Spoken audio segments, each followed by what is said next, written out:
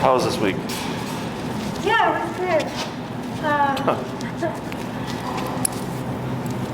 I just had a question about, I remember we talked about this last time, but when I'm doing recall with her, and she like runs past me and then runs back, like she does like kind of like a loop to get back to me. I forgot what I'm supposed to do. You're always facing Jane? Yeah. Moving away from her. Right. So if she runs past you, or if you know she's going to run past Yeah. you, just keep tapping Okay. and moving away from her Yeah. and raise that number. Okay. Because what she's doing is she's playing the game, Yeah. right? And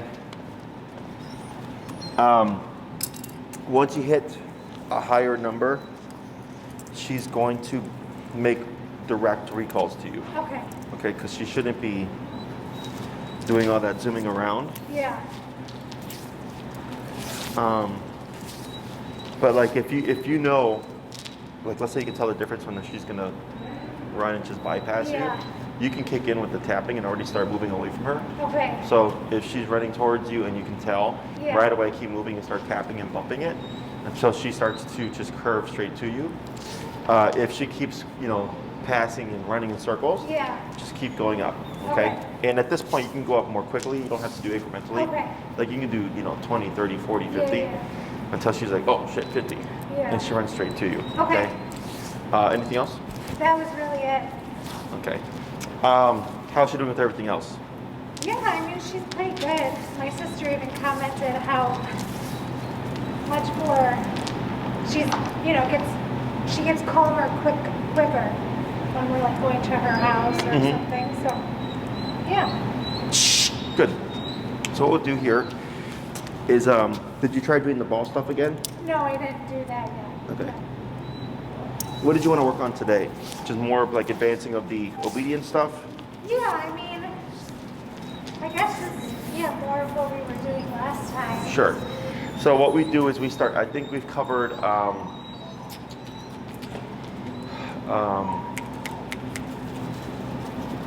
we did of course, the recall, we did the sidestep stuff. I think we covered all the commands already.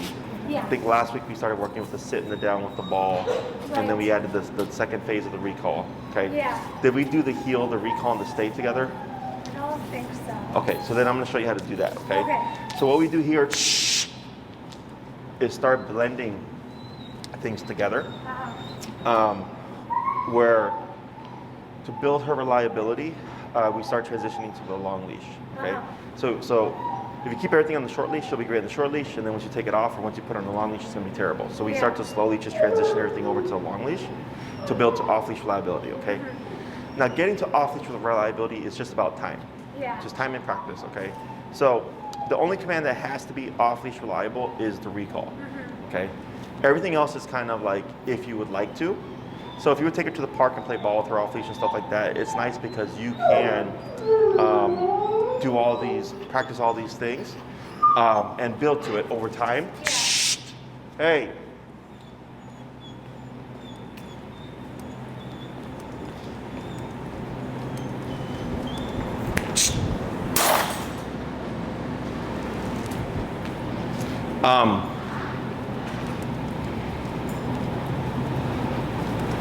Oh, and the other thing was you were gonna send me like something about like when this morning she grabbed the pillow and started chewing it again. Oh, the bonker thing? Bonker, that's what it's called. Okay.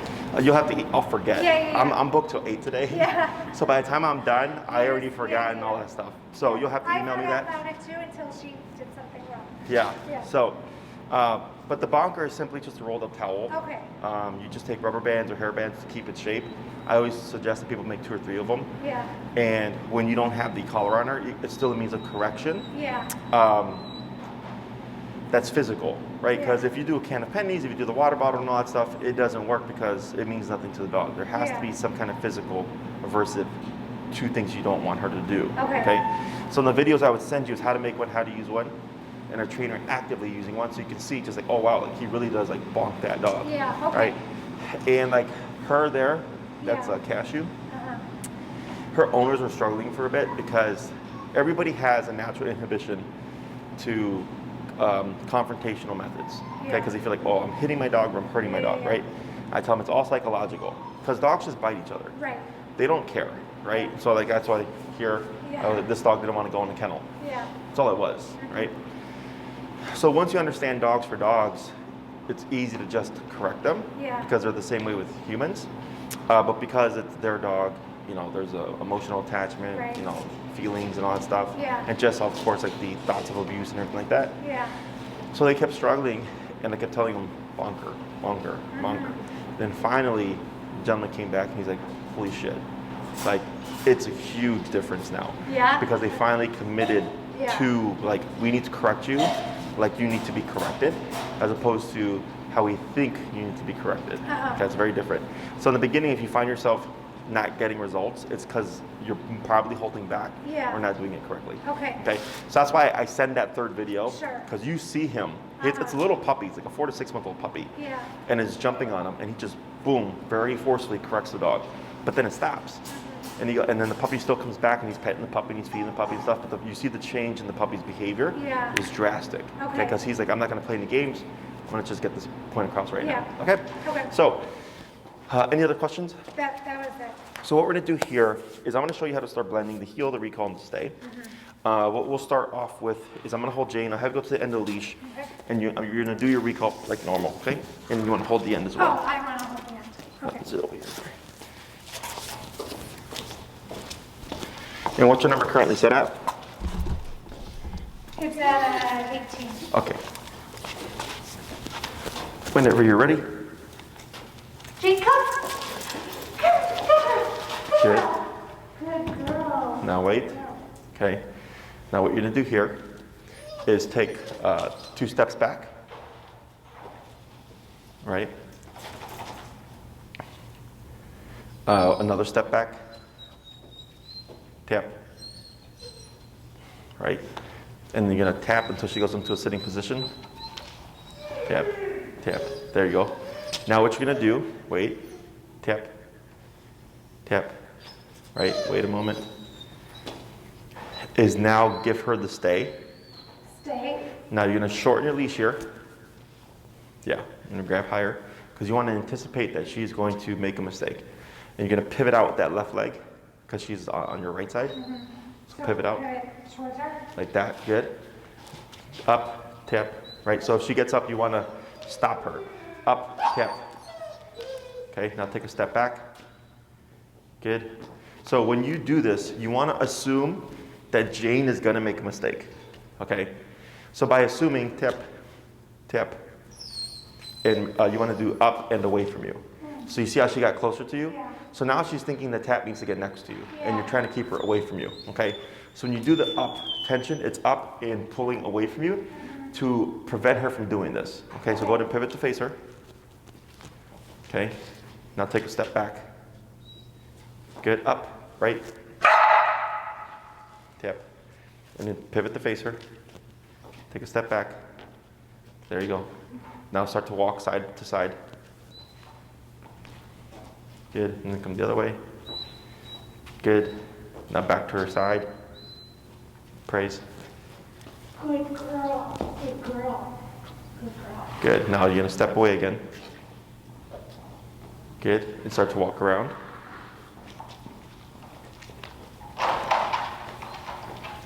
Good. Back to her side. Good. So what you're going to do here is now take the leash and hold it in your right hand, behind, and you're going to loop it behind you. You're going to hold the end, the handle. Yeah, like that. And then just drop the left hand there. Good. And you're going to stay heel. You're going to step over your leash. You're going to start walking with Jane. Heel. Tap. Right, keep forward. Now turn. Tap. Good. Yeah, keep walking. Turn to your right. Good.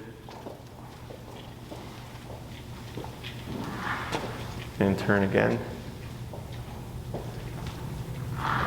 Now slow down. Now stop. Okay? See what she does? So here you're going to tap for the auto set. Tap. Right, good. Wait a moment. You're going to cue heel forward. Heel. Turn. Tap. Right, good. So remember, when she starts to get away from you, you want to do that 180 pivot. Now slow turn. Good. And stop. Good. Go ahead and give her a tap here. Tap. Tap. Right.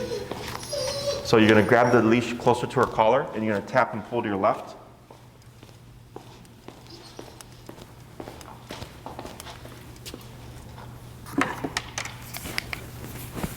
Good. Now go ahead and let the slack go. Give her the stay. Stay. And you're going to step out again. And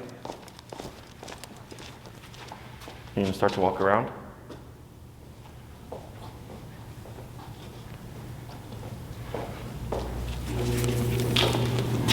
Good. Step back to her side again. Praise. Good. You're going to issue the break. Okay. Good. So what we're doing here is transitioning this stuff to the long leash. Whenever you're going to do a stay, you in the beginning want to assume Jane is going to make a mistake. Okay. So whenever you do a stay, whether from the heel or the recall, you always want to grab higher up here before you step out. Okay. Okay.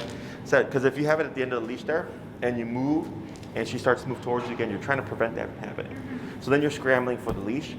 So I always prepare everything before I'm going to start it. So that this way, if I do step out and she tries to follow, I can stop her immediately with the pressure and keep her away from me. Okay? We'll repeat that a few more times. Break. Come on. Okay, come on. Go and call her. Jane, come. Good. Good girl. Good. Good. Now here, go ahead and you're gonna straighten yourself more like this, so you're facing towards me. Yeah, like that. Okay. Go back 2 steps. Tap. Right. Good. Turn to face Jane. Backwards. Tap. Tap. Right. Hold right there.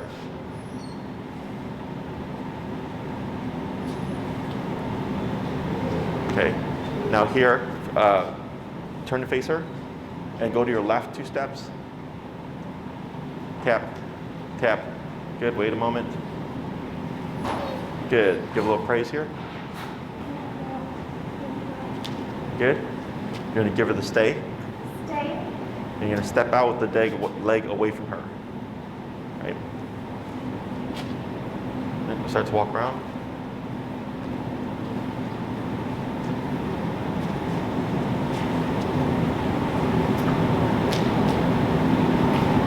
Good. Go to come back to her side. Go and praise her.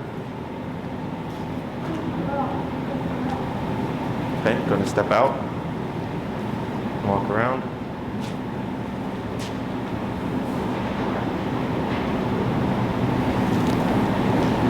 Good. You can go to her side. Sorry, my brother had to take my dog to the vet, so I'm just trying to go ahead and put her in the heel. Yeah. Tap. What happened? Turn.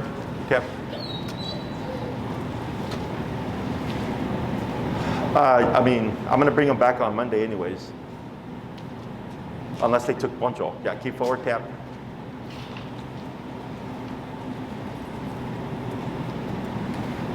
Okay. Well, I mean, they're supposed to go back Monday anyways for that, so it doesn't matter.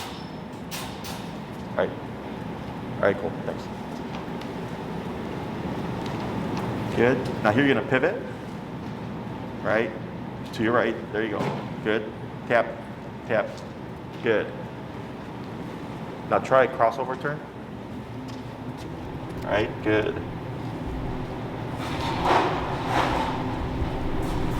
Pivot. Good. Pivot again. Good. Tap. Right. You're going to try crossover here.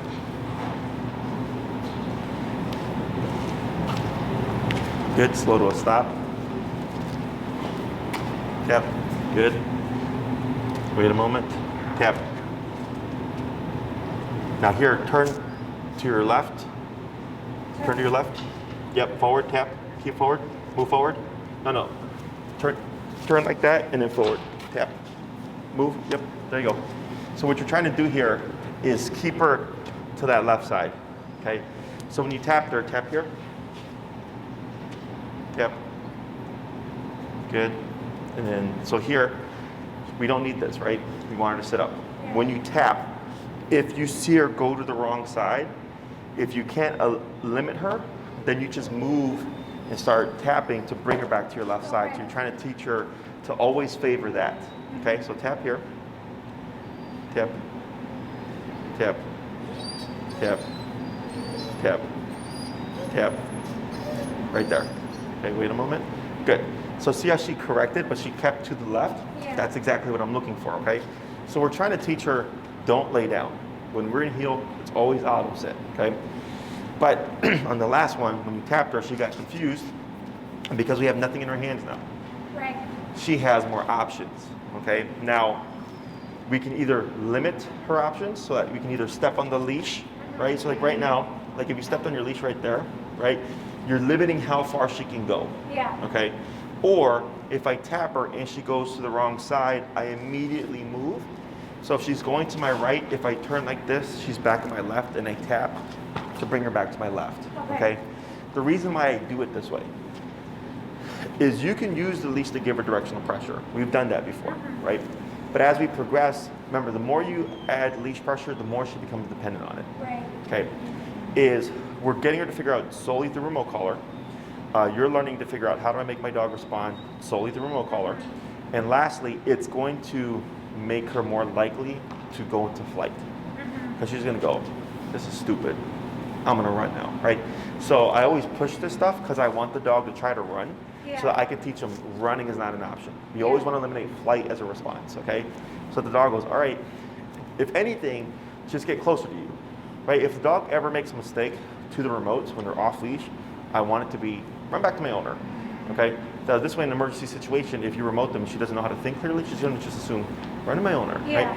So I don't need perfect. Right. I just need functional, but I take advantage of these little things because she gets confused and there's little direction now, but now she's got to process through all the stuff that she's learned, right? But what makes it easy for her is whenever she's here, the answer is gonna be a sit, right? Because heel is sit. Every time I stop, you just come to a sit, right? Or a sitting position. So it's really easy for her to get. It's just that because she doesn't like the stress and the pressure, she's trying to get away from it. And she tries to lay down. She gets more submissive, or she goes to the wrong side, right? She's trying to get away from it, and they go, nope, right here, okay? So we're blending the heel, the stay, and the recall. So I do it this way because they're conflicting commands. Recall, come to me, right? Heel, walk with me. So they're essentially similar. But then there's, okay, now I'm gonna move and you're not gonna move, right? So we started with the recall. She comes towards you. We did some side steps. So she's thinking stay on the owner. And then you went stay. And then you stepped out, right? So in the dog, for a lot of dogs in the beginning, because they're conflicting commands, they're gonna wanna follow the owner. So this helps show you what her concept is of each command, but also show you what needs work, right? So if I'm doing the stay and every time I step out and she keeps making mistakes, then I go, okay, I gotta go back to the short leash and practice this because she's not, she keeps making mistakes, right?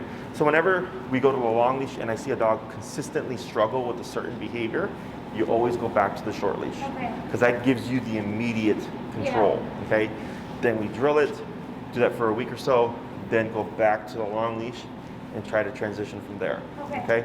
Because if she's making more consistent mistakes or more failures than successes, she doesn't fully grasp it. We go back, okay? And I have some dogs that I've trained that are very advanced, and they'll get stuck on something, and then we go all the way back to the beginning. We'll work it back up, but the thing is, since it's already familiar, it's a faster process. Okay? Right now she's in the heel, correct? Yep. Okay, so go ahead and just give her a stay. Stay. You're gonna step out. Good. And try to just like half move it around here.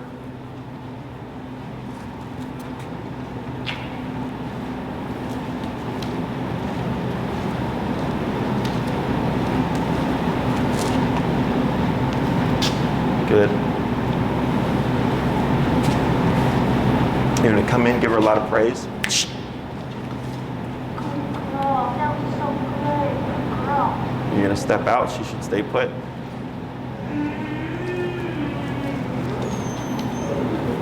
Yep, walk around.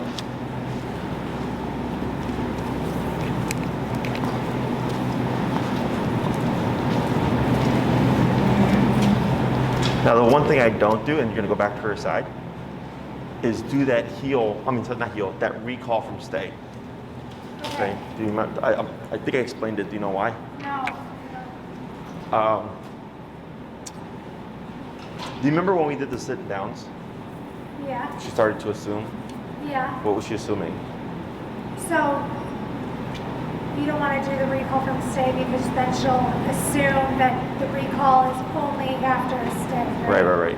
Yeah. So then she's gonna learn that pattern. Right. And then, like, let's say you tell her to stay, you walk away. Yeah. She's gonna already start chasing you. Yeah. Because she's like, oh, you're just gonna call me anyways, right? Right. So if I work with couples, it's easier because there's two people, one to hold the dog like we do here. When it's a solo person training their dog, it's a little bit more difficult, okay? So the way I explained it is you can do recall from stay, but one, it's not realistic because she's not gonna be stationary waiting for you to call her. She's gonna be doing something. That's why I always suggest go out in long leash, let your dog be a dog, chasing squirrels, chasing rabbits, blah, blah, blah, blah, and just practice, right, over time.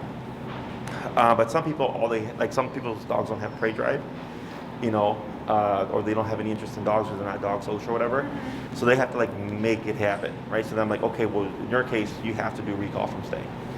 So if the problem with it is that most people, when they do recall from stay, they say stay, they walk away, come, right? And they do that over and over and over. So it's a guarantee. Every time you call me, you're going to do a recall. I'm sorry, every time you tell me to stay, you're going to do a recall, right? So if you want to practice recall from stay, you just want to randomize when you call her. So if I tell Jane stay and I walk out, I look at her over here, I look at her, right, come back maybe this way, change the distance up, go further, go behind her, and then finally I come to a stop. Now wait a moment, Jane, come. Okay, so I'm keeping it kind of stoic and plain, and then I wait, and then I give her the actual recall. So it might be on the third time, it might be on the first time, it might be on the sixth time. She's not picking up on a pattern. The one thing you do want to be careful of, though, is your body language. Okay, so what happened to a client once, this is a true story by the way, she thought her dog was psychic. Okay, because she was like, Jesse, every time I do this, and she's doing the whole thing like I said right now, she's like, I'm doing it. She's like, but my dog knows every single time when I'm gonna call him before I call him. And I already knew what the answer was. I'm like, you're doing something with your body that's the tell, right? So what was going on was, she was doing the exact same thing. She was going like this, just walking over, was very stoic. And then finally, when she was gonna call her dog, she'd walk over like this, and then do this, okay? So it should have been, she stops, turns, dog come. Instead, she was going like this, dog come, right? So that's why the dog knew, right? So you have to be very mindful because they will pick up on these subtle cues and people don't know that they're doing them, okay? So the other thing is, if you don't mind adding more homework to your plate, then that's also not a problem. Because the main thing is, people do recall from stay, they create this problem, and then they don't want to fix it because it's more work, right? So I'll tell them, if you want to avoid more work, never do recall from sit, down, or stay, okay? If you don't mind doing more work, well then at least you still have to randomize it, because if you do guarantee recall every single time, it's creating a pattern, it's most definitely creating a problem. It's going to be very difficult to fix, okay? I don't care what the person does, I just tell them, realistically speaking, not realistic. 2, you have to fix problems. 3, it takes more time. Okay? Questions on that stuff? No, that's good to know, because I think I was doing that. The recall from stays? Yeah. And I almost always tell everybody in the recall, don't do recall from stay, but they forget. All the time they forget. So, especially now you go to the lakefront, right? Put her on the long leash, just walk. Let her run around, let her be a dog, right? And you're like, oh, she's really into that scent over there. Jane, come, right? She comes to you. We wait a moment. Because a lot of times they want to go back to the scent or the play or whatever. And then, okay, break, let her go right back to it. So you have distractions and rewards. Okay, so if she loves chasing squirrels or whatever, perfect. You know, I want to harness that prey drive. Let her chase the squirrels. But when I call you, you're going to come back, and then I'll give you permission to go back and play again. Okay, or chase the squirrels again. Okay, so she's still in the stay, right? Yeah. Okay, so go ahead and step out. Good. So the other thing is, that command is in effect until you give the next command or you release her. Okay, so here I talked for like 5-10 minutes. She was in a state from prior. She didn't try to lay down, which is really good. And you should be able to just step away again, and she still holds that position. Okay, so also being mindful of the command that she was in last, because sometimes people will put the dog in a stay, but then when we're talking, they get confused and they'll look and they're like, oh, we're in heel, right? And I'm like, oh, last thing you said was stay. Okay, so being consistent on that stuff. My preference on releasing the dog is always when I'm next to them, never when I'm at a distance of them. Okay, because remember, it's kind of like the recall. Yeah. If Jane is in a stay 30 feet away and we go break, right? She's learning, you will release me at 30 feet. Right. Okay, so it becomes an option. Yeah. If I always release Jane at her side and I'm 30 feet away from her, she's not going to make that mistake. She's like, no, you never release me from 30 feet away. You always release me when you're close. Does that make sense? Yeah. So, and again, you could, but you just want to think that's going to make stuff for me to fix. Right. Okay. Yeah. And typically, one, people don't want more homework. Yeah. But two, there's really no reason to have to release your dog at a distance. Functionally speaking, like if you're doing standard family pet stuff, like unless you're a trainer and you're making your dog you want them to create the association of all the words very specific and you want a highly trained dog, then yeah, I go, yeah, that's for sure. Like I can see you need that. My pit is trained to that level. But the standard family pet, it's just like, I need you to not move while I get something from my car and I come back, right? Yeah. I'm not wanting to release the dog from a distance. Does that make sense? Yep. So when you think about her, the obedience and the stuff that you're learning and you're training her to do, you want to kind of always just think ahead of like, what applies to me, right? Because everybody's different. I got a gentleman right now who's got a Doberman, and he's on like his almost 30th class or whatever. His dog knows all this fancy ass shit, okay? But he's one. I've had like maybe 5 people like that in 10 years of training that wanted crazy stuff, you know? But that's him, right? So unless you want that kind of stuff, you just want to think, okay, I need function. I don't want to make bad habits. I don't want the dog to get confused or anything like that. So these are things that I can eliminate that makes less work for me, but also prevents my dog from making mistakes. Okay? So go ahead and come back to her side. That's good. Good. And you're going to release her. Okay. Good job. Yeah, right. So we're going to change it up. We're going to do the same thing. Right. Okay. Right. And I'm going to have you go ahead and move away, and then you're going to do another recall.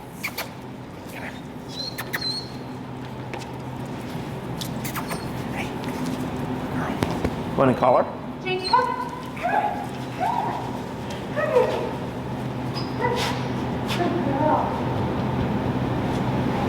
Good. Now here, instead of doing a stay or the side step, right? So we're going to tap into an auto sit. Right, good. Wait a moment. Tap. Tap. Good, wait a moment. Step on your leash. There you go. Now wait a moment. Let her think through it. And in here, I can't remember, does she have food drive or no? I don't use it that like she would, but I just, because I don't want to rely on it, so I don't really use it. Sure. What you can do, is it won't make you reliant on it, Yeah. is whenever Jane sits by herself versus when she lays down, you would simply just feed her when she auto sits, and when she lays down, you would just correct her. Okay. So what she's going to start doing is different. She's going to go, oh, if I do this instead of lay down, I just get something, and if I lay down, I get the tap. And then once you create a consistent response, you just lay off the food. Okay? So you don't have to, but if you want to make it more clear to her, because at this stage you got, it's kind of like with the ball. Yeah. You have good understanding of the remote now. Yeah. And when adding food, you're not using it to lure things, you're just using it to pair. So it's kind of like throwing the ball, right? So if she sits automatically, yeah, good. And then if she doesn't, you just tap until she sits. And she starts thinking, oh, I'm going to favor the sitting as opposed to laying down, because laying down gets me tapped. sitting gets me a treat. Okay. You do that for a few weeks, and then you'll start to see more consistency. Okay. Okay? So here, instead of going into a side step into a stay, you're gonna go straight into a heel. Okay? Heel.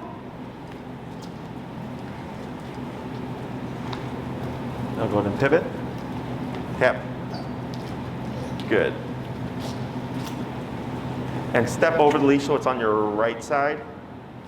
Yeah, like that. Perfect. And you're gonna do a crossover.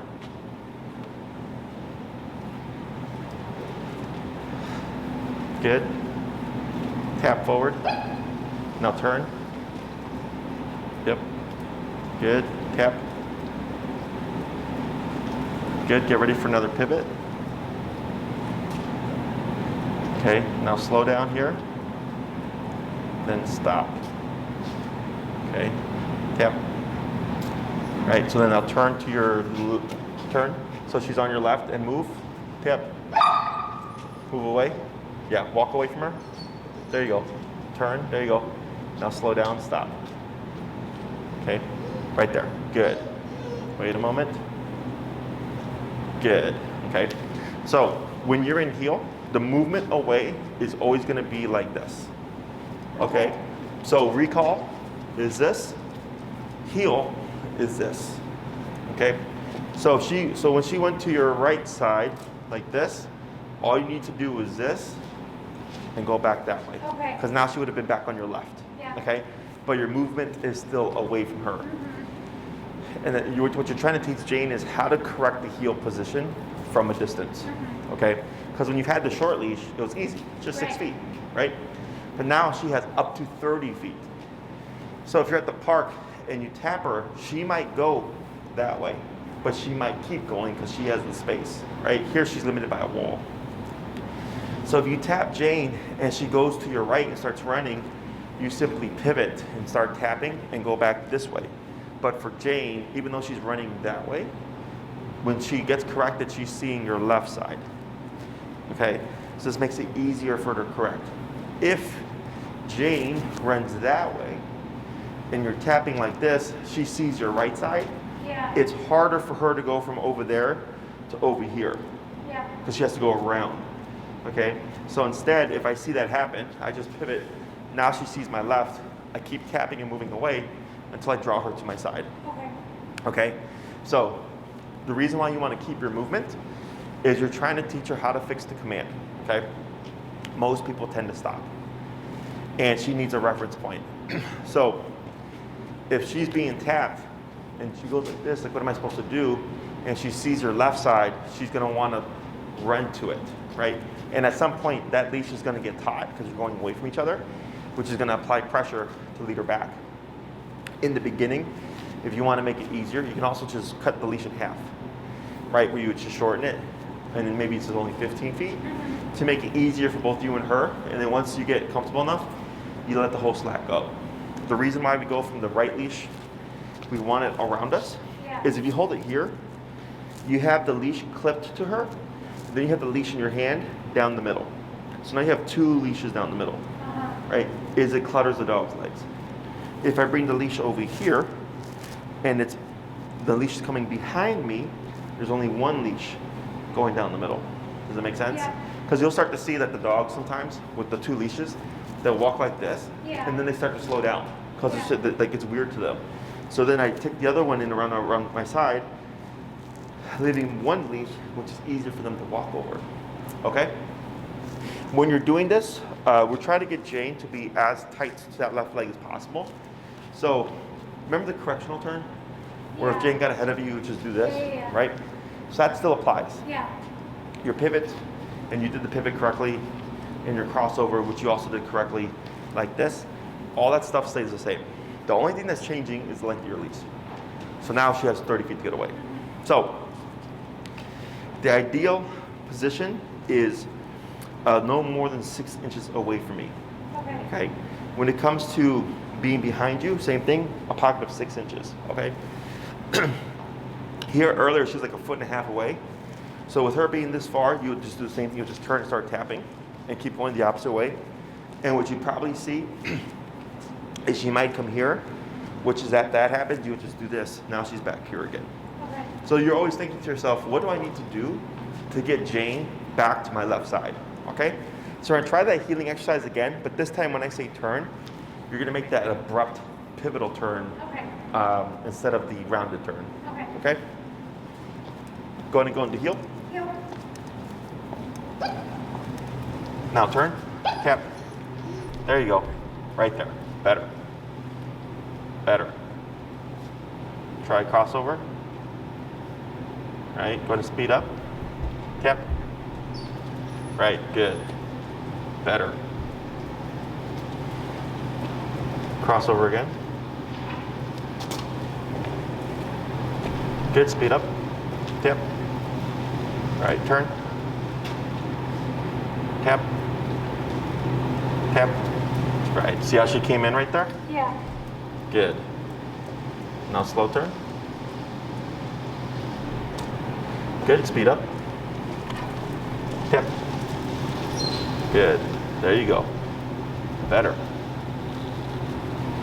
Crossover. Good, speed up. Yeah. You see how she's keeping with you there? Yeah. Now try a pivot. Good pivot, speed up. Tap.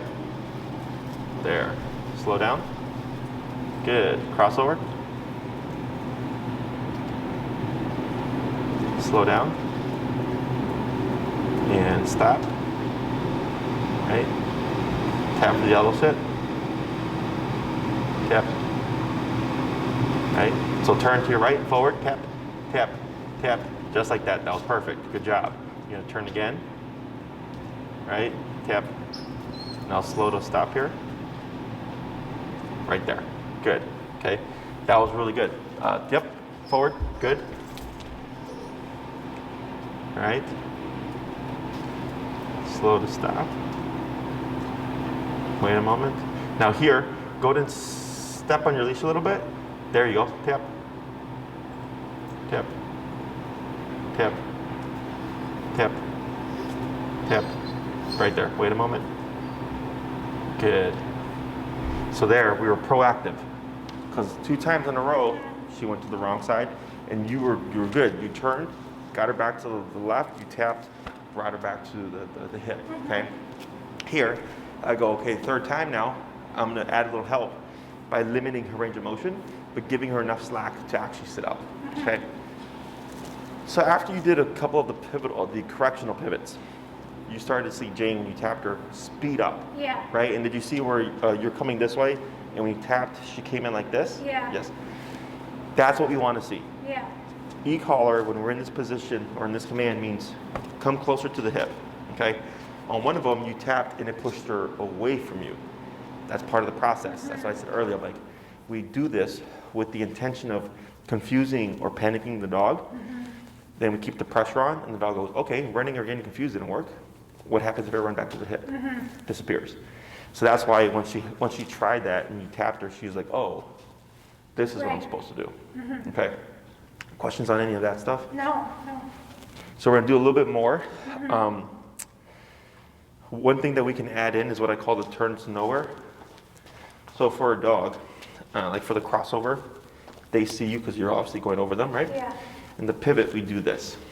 The hardest turn for a dog, especially on the long leash, is a right turn. Because if I'm walking with Jane and I just turn out like this, I immediately leave her peripheral range. Okay? So like, let's say you go to the park, you're practicing your long leash stuff.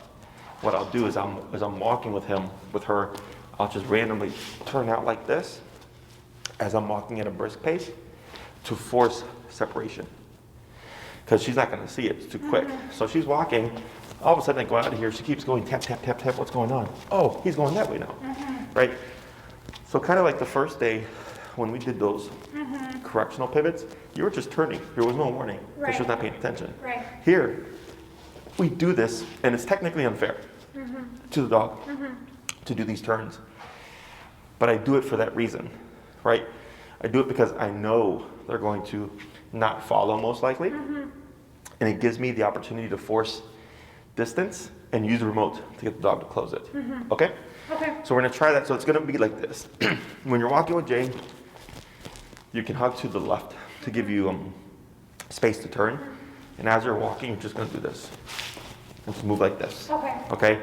And of course, you're limited here with space, so you can even round it out like this. Yeah.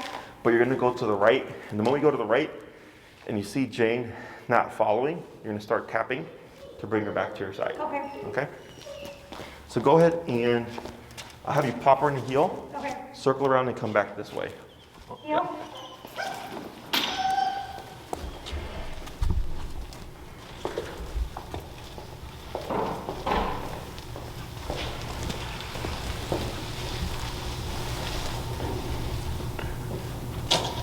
All right, now here. Good, wait a moment.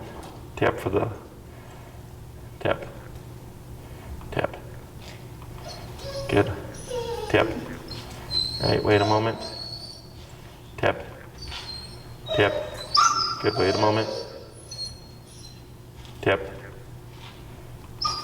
Good, wait a moment. Now here, you're gonna do that heel, brisk pace. Then once you go a few steps, random right turn. Okay. Heel.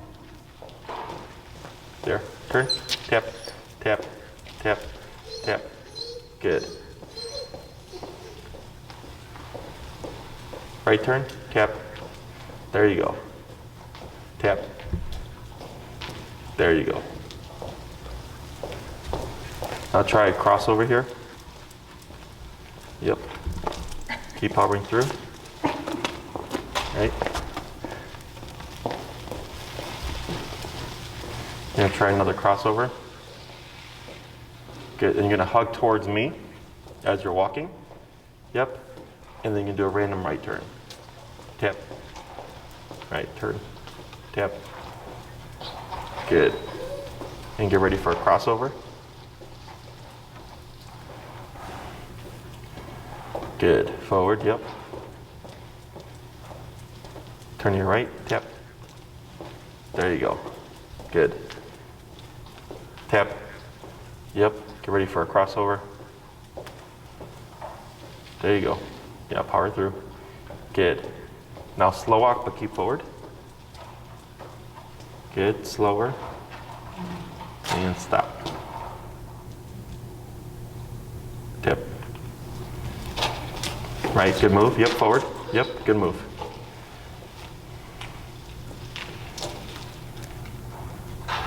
Good. Wait a minute. There she goes. Good. All right, so she thought about it.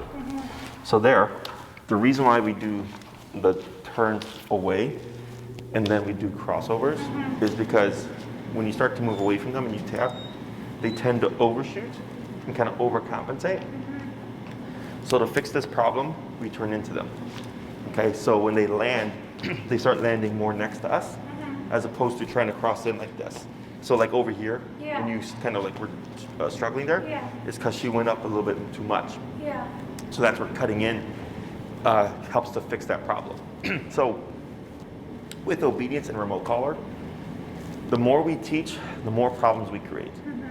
Okay, so like when we do heel and then we do stay, the problem we create is now when we say heel, sometimes the dogs won't move because we just taught stay.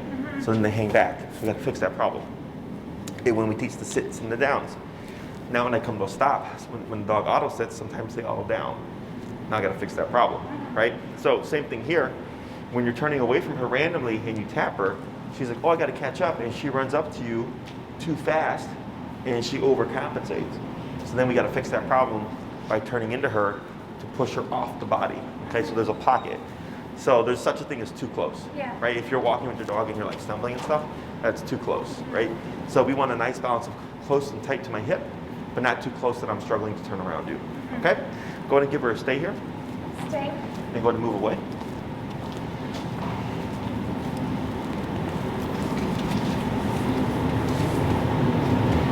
Good.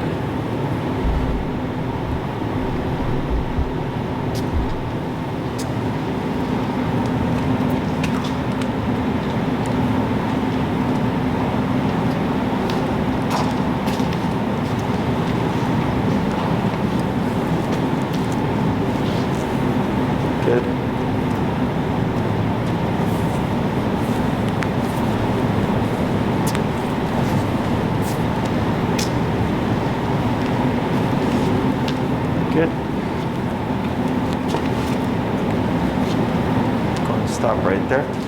Now, do you have questions so far?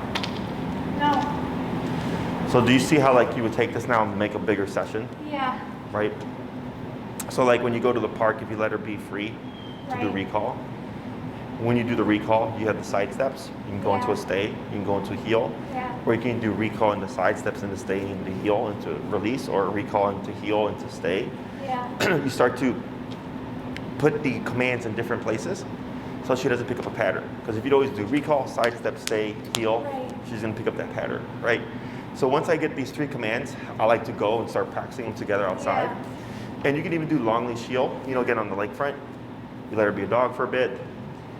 You call her from a squirrel or something, she comes back to you, heel, right? And then great thing to do, I can't remember, does she have braid drive? Yeah. She does, cool. Let's say where that pink column is right there, there's a squirrel. I call Jane from it. Good girl, I wait. Are you gonna be tempted to go back again? And then I go heel with long leash and I walk straight towards the tree with the squirrel in it. Because a lot of times the dogs will start eyeballing the squirrel, right? And as they're in heel, next thing you know, boom, she shoots off. There's too much temptation. Turn, tap, tap, tap, tap, tap, tap, tap, tap, tap, tap, tap, moving the opposite way, right? She comes back to your hip, turn again. We're walking right back to that tree again, okay? So like I had a client, we did this at the park, and her dog took off on her. Same thing, we're on the long leash and stuff, and she had to go up to 100 because he was just running full speed. And she just kept going and tapping and tapping. Finally on 100, he went, right? And he U-turned and came right back to her hip. And then when she went back towards the tree, you can still see where he wanted to. Yeah. He was like this, right? Yeah. But now he was like, squirrel or mom, squirrel or mom, squirrel or mom, right? So you're gonna see conflict. Yeah. And then she kept repeating it. She'd walk all the way up to the tree, she'd walk around the tree, she'd walk away from it, right? And then he was fine walking away, but as soon as she went like this, back towards the tree again, all of a sudden he was pumped, right? She kept repeating that, so eventually he started to calm down because he was going, okay, the first time I took off, I got 100. Now we've repeated this 3 or 4 times. So by the 4th time, when he was going over, you could still see the interest, but he had calmed down a bit. And she stopped and he was kind of there, and then he started to forget about the squirrel, and then she went, break. Boom, he took off again, right? So he just learned, oh, heel, recall, sit down, whatever, not into the world. Not into the fun. I can go back. I just have to wait. Yeah. And if I'm patient, I'll get it sooner, right? Because had he done a good job of walking up and everything, she would have just released him. But we needed the instance, right? The dog, so for kids, you can tell them like, hey, if you run ahead of me into the store without permission, you're grounded for a week. And that kid will know like, okay, well I'm just gonna walk with you because I don't want to be grounded for a week, right? Dogs don't do that. Right. In order to teach them, you cannot do that. You have to put them in a position where we're pretty certain that they're going to do it, so we're setting them up to fail so that we can succeed. And I just say heel, I'm walking towards the distraction, the stimuli. Eventually it's too overwhelming. The closer we get, dog takes off, I'm tapping, I'm bumping it, and eventually I override, bring the dog back, and the dog just learned, oh shit, if I take off, 100 could happen. And then we repeat, right? Walk up to the tree. Dog's on the hip. They're tempted, that's fine. But they're not doing anything wrong. Eventually after a few reps, and now you can go. So the dog learned, oh, if I make the decision to go myself, during a command, consequence. If I hear the word break, I can do it, no consequence. Okay? That's how they end up learning. Okay? So as the weather gets nice, use those things to your advantage. Okay? Do remember your leash lock? So I'll show you. Yeah. So when I do long leash, that loop around the thumb, right? Yeah. Because you want to account for like, if she's going super fast, what most people tend to do is this, to brace themselves. And if the impact is too great, they'll break fingers, okay? Or this just slips off with her hand, okay? So I do the leash lock, and if you don't want to give her too much momentum, right? Because the more leash she has, the more momentum she's going to hit you with once she hits the end of that leash, is grabbing it somewhere in the middle and then also doing this, right? So that creates a lock there. Yeah. So if I limit her to 15 feet, she might jerk me a bit, but not the same as 30 feet. Right. Okay? But definitely always this one, as her Okay. default. Yeah. In case she takes off, I'm not worried about her pulling the leash out of my hand or getting away. I think I talked to you about not grabbing the leash like this Right. because of rope burn. Yeah. So if anything, you can always step on the leash to Yeah. add friction to stop her, but really don't want to ever grab that leash, okay? So your homework now for Jane is if the weather stays nice, take advantage of it, go to the park, go to the lakefront, take her on a long leash, and practice your heel, your stay, and your recall as you just walk along the lakefront, okay? If you see squirrels or rabbits or prey, use that to your advantage. You always want to be a step ahead, okay? So if like there's a squirrel ahead and you know she's going to give into it and you don't want her to jerk you too hard, shorten your leash first, lock it, heel, then we go. Yeah. Okay? Questions? Yeah, no. Hopefully the weather stays. I know. warm. Everybody's already asking if they Yeah. can train outside, and I'm like, it's Chicago. Like, you Yeah. know it's going to change. Like, it's going to change 1 week to the next. So I'm like, yeah. That's just been the biggest challenge because, you know, I live not far from here, and so I've been going to the parking lot at the elementary school, Gerda, or however you say it, right down on Rockwell. Because that's like, there's no snow. Oh, sure. Yes, but it's just so much harder because she'll listen to me, but there's really no distraction there. So I want to try and get her distracted. Yeah. Yeah. I know, like, Oz Park is a great one. Yeah. Right now, I'm not too sure how busy it is, but there's usually, like, during the spring and summer, there's a lot of stuff going on there. There's a lot of squirrels there. But definitely the lakefront on Diversey and Inner Lakeshore, Okay. I used to go there before, Yeah. and there's tons of squirrels, you know, and it's really big Yeah. and wide, so you can, like, Right. walk with her on the long leash and the heel, right, Yeah. and not, like, be really bothering anybody. Yeah. But in the meantime, you know, just take advantage of what you have. Yeah. And as the weather clears up and stuff, you know, Yeah. you can start taking into more spots. Okay. Okay? Good job. Good, thank you. Good girl. Okay. Good girl.